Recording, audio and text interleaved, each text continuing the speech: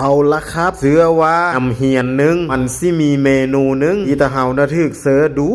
ไปเก็บผักหอมเฮ้อได้ซื้อปลาเฮ้อได้มันต้องมีแหละมันมาอีกแล้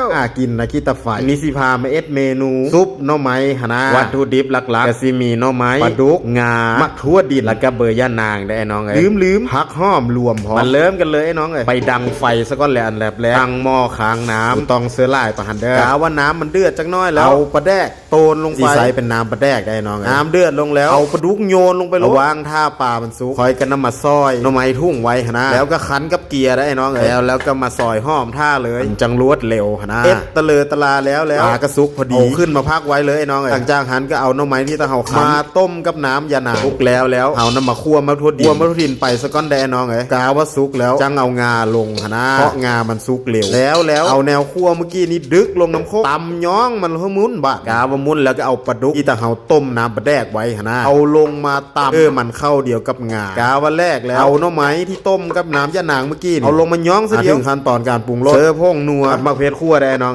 ซิดน้ำปลาเสือจังน้อยนะแล้วก็คนว่ามันแค่เอาน้ำปลาแดกที่ตะเฮาต้มป่ายดลงไปน้องซีมเบิ้งแซบแล้วเอาผักหอมรวมตะเฮาตำย้องเสืออันสุดท้ายน้องพูดซากได้บาทนี่แล้วก็ตักเสือจานนะเป็นแนวเลยซุปหน่อไม้สูตรนี้ต้องโทรท่ามซ่องเท่ายุเฮียนพอได้อันที่จริงถ้าบุเคยเอ็ดดอกว่ามีตะทึกเสือไปซื้อหันซื้อเป็นแนวเลยกับเมนูแนวกินแบบบ้านๆตะว่างว่าไอ้น้องสิมักกับเมนูนี้เด้อครับท่านแนวเลยมักเจอแบบเลยก็กดไลค์กดหัวใจไปเฮ้อเด้อกดแสนนี่นะขอบคุณหลายๆเลยครับสุดท้ายนี้มีเติมน้ำเว้าไล่กว่านี้นอกจากคำว่ามาเด้อกินข้าว